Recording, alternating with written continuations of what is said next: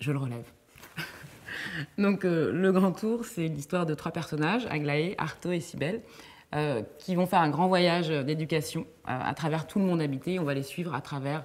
c'est une grande aventure à la fois sur le plan concret, mais sur le plan intérieur également. C'est l'émancipation. C'est-à-dire que chacun va se découvrir, va s'affranchir de ses certitudes et donc va s'émanciper. Beaucoup. Bah oui, j'en porte très fréquemment, donc oui, je l'assume.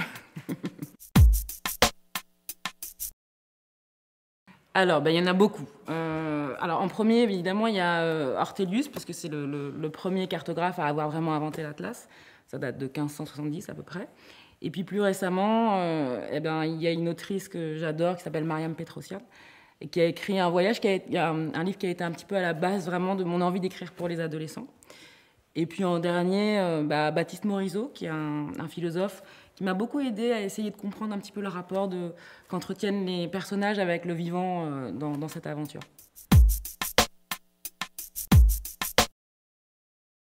Je me retrouve dans un petit peu chacun des personnages.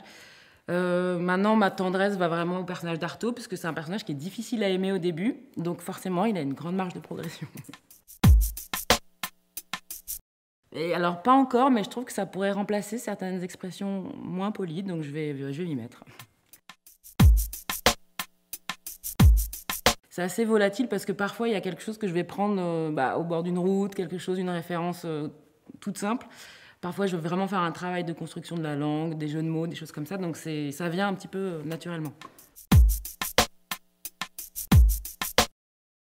Et ça serait soit Jane Campion, soit Catherine Bigelow.